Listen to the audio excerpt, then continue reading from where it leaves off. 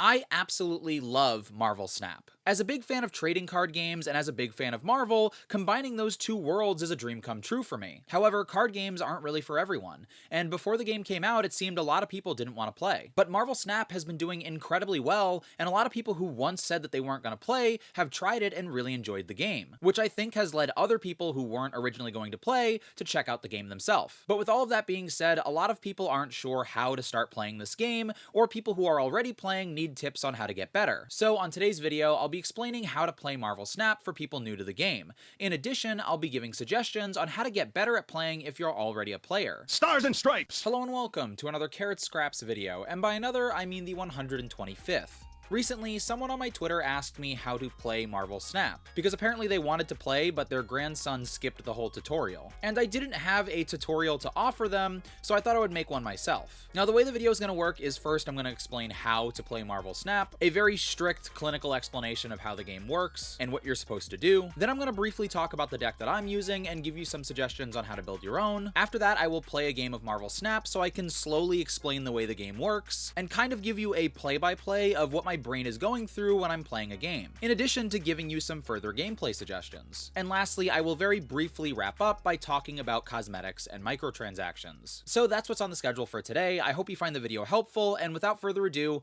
let's talk about how to play Marvel Snap.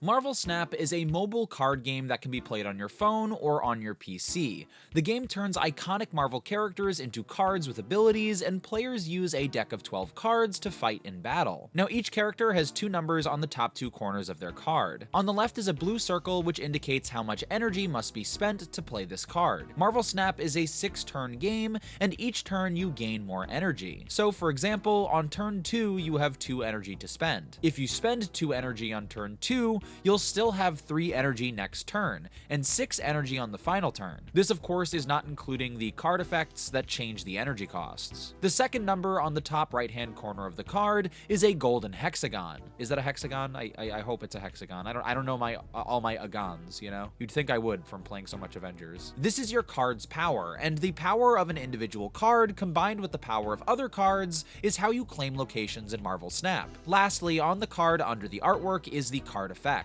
Some cards have abilities and others do not. At the moment of recording, typically these abilities will be split into two: an ongoing or an on-reveal ability, which basically decides if the ability happens once or if it updates throughout the game. So for example, if you have a card that gains +1 power for each card played at that location, that means that as you play more cards at that location throughout the game, the card that has that ability will gain more power as time goes on. But if that is an on-reveal ability, that means that that number doesn't change throughout the game, and it's only modified once when you first play it. Now, the way that Marvel Snap is played is that one of 3 locations will be revealed once every turn, until all 3 are visible, and each player uses the power of their cards to claim these locations. Each location has its own abilities similar to card abilities, and each can accommodate up to 4 cards. The winner of the game is decided by whoever can claim the most locations in 6 turns. But let's not forget the game's namesake. If you're feeling especially confident, you can also snap, which will wager your current rank and increase or decrease your rank depending on if you win. Now that's the general overview of Marvel Snap, but if you're still not clear on the details, don't worry. We'll be playing a game in just a moment so I can slowly walk you through the rules again. But first, let's talk about setup. Alright, so really quickly, we're just going to talk about the cards in a little bit more detail and talk about setting up your deck. We're going to avoid my 5-6 deck and just go to Carrot Alpha. And I basically wanted to talk about how my deck works and how I feel about it, and hopefully it can help you build your deck in the future. And here, as you can see, we have 12 cards up at the top. So as we mentioned, we have the cost at the top left, and we have the power at the top right. And then of course we have the card ability below the artwork. Now here's my philosophy is I kind of want a 60-40 power level deck. So essentially I want 60% of my deck to be low energy cost, and then the other 40% of my deck to be high energy cost. This Hulk card I absolutely love. It has no ability. It just has a huge power level, which to me makes it a really cool Hulk card. I feel like that's very representative of the Hulk. But this is one of those cards because, again, you earn 1 energy each turn. I can't play this early on. This is an incredibly powerful card to have. It's a card that I appreciate 100%, and it really comes in clutch at the end of the game. And sometimes I'll get this early on and hold it till the end, or sometimes I'll get it on that final turn or second to last turn, and I know that this is going to help me big time and claim a location that I need. But here's the issue is if I only have a deck full of Iron Man, right, and Hulk, and the Thing, if I draw my hand at the start of turn 1, where I only have 1 energy, and I have all of these admittedly powerful cards, right? They have huge power levels, but high energy costs, I'm not going to be able to play anything.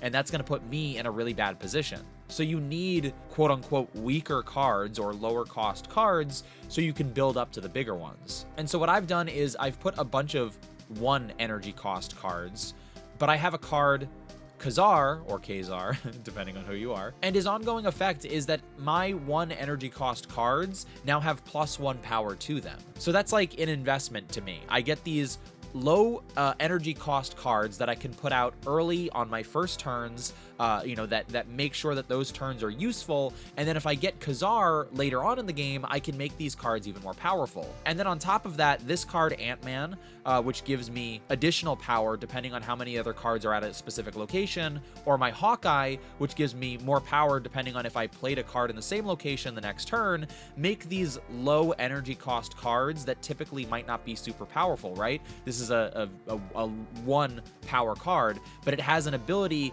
that can be stacked and you can create more power from that. So I'd say while the Hulk and Namor and Iron Man really do save me when it comes to the later parts of the game, I would say that my deck is really built around making sure that I get these 1 cost cards and making them powerful and making them important, so that way I'm making early moves and they turn into better moves as time goes on. Another card I love is this Quicksilver. It's another 1 energy cost card, but its effect guarantees that you get this card first turn. Again, even with my planning, my 60-40 planning, I could still end up with the lower, more powerful end of my deck on my first turn. I could still get Hulk and Iron Man and Thing turn 1, and then I won't be able to play anything. But this Quicksilver ensures that I will always have a card to play that first turn. And to me, that is incredibly crucial. And then the last thing I wanted to mention is some of the more mid-ranged characters. I would say that this is from like 2 to 3 are also important as well. But again, I wanted to make sure that these 2 to 3 energy cost cards are worth putting in the deck. So this Captain America's ongoing effect is that it adds power to your cards at a specific location, which to me, I'm keeping my 1 cost cards in mind. I want those low energy cost cards to increase in power and become more powerful, so this mid cost card, at least in my deck, makes a lot of sense to put in there. And this Mr. Fantastic gives +2 power to adjacent locations, so it feels like I'm spending for one location, but I'm actually, putting more power into other places, which justifies the mid or higher cost of his energy. But anyway, that's just my strategy. I wanted to talk about what I went into with this deck, and a lot of people ask me, oh, do you not have newer cards? I do have newer cards, and I switch stuff out every now and again, but I really like the way my early deck is built. It's built with a lot of the cards that you first get in the game. I'm definitely down to experiment, and I'm trying new things with other decks, but for now, that's my deck that I really like. I have a logic behind it, I have a philosophy behind it, and it's really fun, and it works. So I wanted to explain how, my idea when it went into building this deck. And I want you to know that you can make your own deck, like to remind you that you can come up with your own idea for how your deck should work. But at the end of the day, you don't need to take my philosophy for deck building, but have an idea when you're building a deck. I'm a big fan of card games and TCGs in general, and that's kind of the idea when you build a deck in Pokemon or Magic. But for a game like Marvel Snap, it's much easier to come up with those philosophies than it is in a 60 card deck, because you only have these 12 cards. You have much less to think about, much less to worry about, and you can really focus on coming up with a simple idea that can really help you out, Anyway, let's move on and play a game of Marvel Snap so I can go through the rules again. So let's try playing a game really quickly so I can walk you through the steps more slowly. So it's our first turn, so we have 1 energy, and it looks like we have a good assortment of cards. We're lucky that we didn't get all high energy cost cards. We have 1 Iron Man, which we're not going to be able to play for at least 5 turns, depending on the other card abilities, but we do have a number of cards that we can play turn 1, like our Quicksilver and our Hawkeye. Our first location is revealed. Again, we get 1 location for the first 3 turns, and it's Westview. This location turns into a new location on turn 4. We're running out of time, so I'm going to place our Hawkeye down and end our turn, hoping that we can play another card there next turn. Now, Hawkeye's ability, of course, is on reveal. If you play a card here on next turn, he gets +2 power. Let's check what Xander is, our center location, our second location of the game. Cards here have +1 power. Ooh, so that lower cost cards, I think, benefit the most from that. For me, anyway. I'm going to put Colossus here just so we have that 2 energy spent. And, of course, we drew a Hulk this turn, which is a great card to have, but we cannot use until the end of the game. Again, unless we get another ability. Now, because we placed that card in Westview, because of the Hawkeye ability, he will go from a 1 power card to a 3 power card, making our power total 6 at Westview. Now, Central Park is the 3rd and final location for the game, and we add a squirrel to each location, no doubt in reference to Squirrel Girl. This is super lame, because this takes up a spot for us, you know what I mean? And although this might be affected by our Khazar card, who adds power to 1 energy cost card, so we might be able to do some stuff with that. But for now, I think we're going to place Captain America here with, of course, the great group of heroes, Hawkeye, Colossus, and Squirrel. And Captain America's ability, of course, is ongoing. Your other cards at this location have +1 power. So to me, that is a good place to put Cap to help that squirrel be a little bit more powerful. I love the idea of going into battle with a squirrel and Captain America. All right, so we're on turn 4, and our location changed here. When you play a card here, shuffle 3 rocks into your deck. Rocks are essentially just bad cards. They have no power, but they have 1 cost, and essentially they're negatives, negative effects that make your shuffle worse. So we want to avoid that if we can. What we are going to do is place Khazar at the center. He is going to add power to all of our 1-cost cards. That includes the squirrels, but especially what we've been doing at the first location. And we're going to end our turn there. Huge amount of power increase because of that Khazar. Now we are on turn 5. Again, we have 5 power, and we have a couple of options on our table. Now, Medusa is a card I quite like, but I like her earlier on. If she's played in the middle location, she gets +2 power, which anything that increases, the power of a card, I'm interested in doing. That being said, we do have an Iron Man card here. Essentially, what Iron Man does is he doubles the power at a specific location.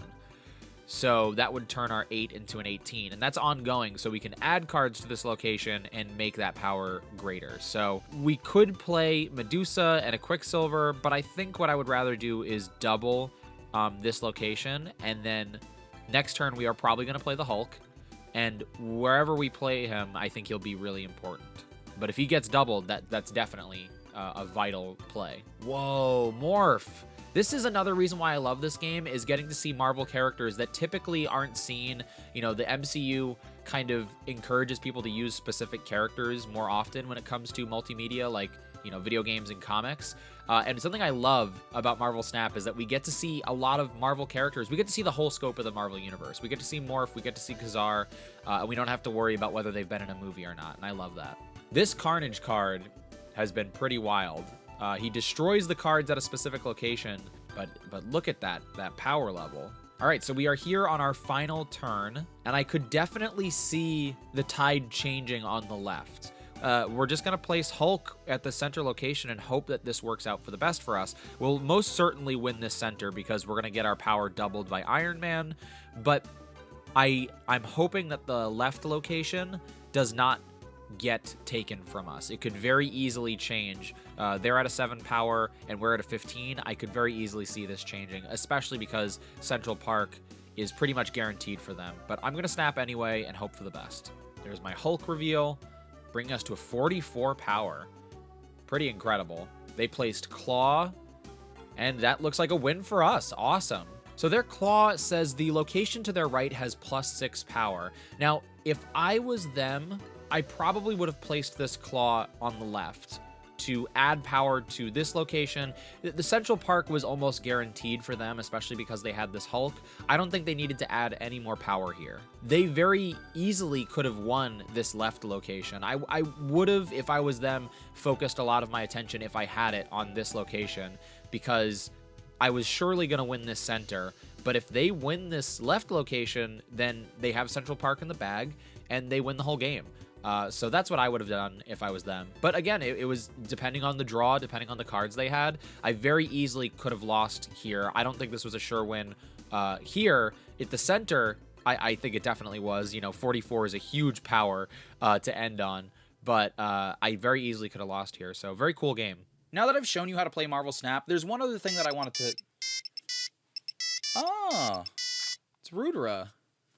Hey buddy, what's up? Hello Carrot Boy. I don't have much time. I've discovered something I think you should know about the company and why you were hired. The house you moved into seems to be filled with strange, difficult to explain phenomena. If I understand correctly, I think exploiting your home is the true reason you were given the job at Juniper Technologies. So you're saying that I got my job because I moved to this house? Because there was this bunker in the basement of my house? That's why I got my job? Perhaps. I'm really not sure. I have to go. I don't think I was supposed to tell you all of this. Please don't tell anyone I told you about this. Especially don't upload this phone call to a YouTube video or something foolish like that. That would surely mean trouble for me. Okay, take care of yourself, Rudra. I'll talk to you later, okay? What's going on with my house? Anyway, let's talk about cosmetics in Marvel Snap. So getting into cosmetics, we will navigate over to the shop, and there's not a ton to get into here, but there's some interesting stuff to talk about. And it's just good in general, I think, to explain how this works in case you were interested, especially since cosmetics were a big point of discussion before the game came out, specifically the microtransactions and how much they cost. So cosmetics in Marvel Snap are essentially just variant covers, and they change the visual appearance of your cards. They do not alter the abilities of these cards in any way. And these variant cards will range from old artwork from comic books and comic book covers like this Captain America cover, this one is by Alex Ross, to new artwork made specifically for the game like these pixelated variant covers like this Cyclops, or this chibi variant for Angela. And I think it's really cool that they've gone out of their way to make new artwork in addition to using the old artwork. We also got this Hearts Wild bundle the other day to coincide with a music video that was put out for the game. And this bundle goes for about $30 and it comes with 2 variant cards, 2 profile pictures, and then 1,500 credits. This is a little bit expensive for my taste, but they are very pretty cards. And speaking of expensive, let's go down to gold. You buy gold in this game to spend on these variant covers, and they're in various different bundles. So 300 gold is going to be $4.99, 700 gold is going to be $9.99, and then all the way to the end of the spectrum, 8,000 gold is going to be $100. Now, you can decide for yourself whether these are fair prices. I guess I haven't really decided just yet. I think my first instinct is that these are a little expensive for my taste, but it's one of those situations where these are cosmetic only, and I like the game so much that I feel willing to support the game via purchasing these covers, but also I like the idea of changing my cards since I'm looking at them all the time. And then there's also the credit bundles, which you can use for various things in the game, and you have free credits that you can kind of claim every day, which I'm going to do right now. But then there are also cosmetic changes that you can make to your cards that are completely free, and we'll move to our card gallery to check that out. So first up, we're going to check out our Korg card, and we're going to see that we can actually change the appearance because there's this little red dot at the corner of this image here. We're going to click on that, and it looks like I do have enough resources for this, and essentially it'll just add a cosmetic flair to your existing card. Let's upgrade our card to see what I mean. So we got 3D, which means that our character card will be visible from different angles. It'll literally be 3D. And then you also earn levels for your collection level, which this case gave us 5 Sentinel boosters. And you can even unlock cards on this collection level path. For example, the last card that I got was Devil Dinosaur. Let's check out the lizard really quickly. They have a red dot in the top right hand corner down here. I'm going to click on that and we are going to upgrade. And they are also getting the 3D effect. Pretty cool. And then we're going to progress 2 more times, and we did just unlock a card on the collection level. It's a mystery card, which turns out to be America Chavez. Let's go. But if you notice, her card is completely flat here. When you upgrade your card, you can have them break out of the frame, so she'll pop out from beyond the card, and then of course you've seen the 3D effect already. So there's a bunch of different ways for you to upgrade the cosmetic look of your cards by just playing the game. And as I've shown, by upgrading your cards, you can even unlock other cards using this collection level page. And all of this I think is really interesting and really fun. And that's a brief overview of microtransactions and cosmetics in Marvel Snap. Like I mentioned, if you feel like these variant cards are worth it, feel free to pick them up, but I totally understand if spending money on microtransactions is not necessarily your thing. Luckily, Marvel Snap is made in a way that you don't feel like you have to purchase new cards. Since all of these purchases are cosmetic only, if you just enjoy the gameplay and don't want to spend a dime, you don't have to. Anyway, that's gonna do it for this video. I want to thank you so much for watching. If for some reason you enjoyed this video, don't forget to give it a like and to subscribe to my channel for more. As regular viewers know, I make a variety of content on my channel, and I'm always gonna make the videos that I want to make. But if you see something you enjoy, make sure to let me know, and I'll try to prioritize that kind of content in the future. Over on Twitch, I typically play superhero games like Marvel Snap, Marvel's Avengers, and Gotham Knights. But I also occasionally play horror games like Resident Evil. However, this month it is the Carrot Scraps Winter Games, which means that occasionally we are playing winter-themed games. Games like Miles Morales Spider-Man or the winter levels from a Mario game. So if that sounds interesting to you at all, make sure to check out my Twitch channel, twitch.tv/carrotscraps. And all my other social media, Twitter, TikTok, and Instagram are at carrotscraps as well. So I want to thank you again so much for watching, and I'll see you soon.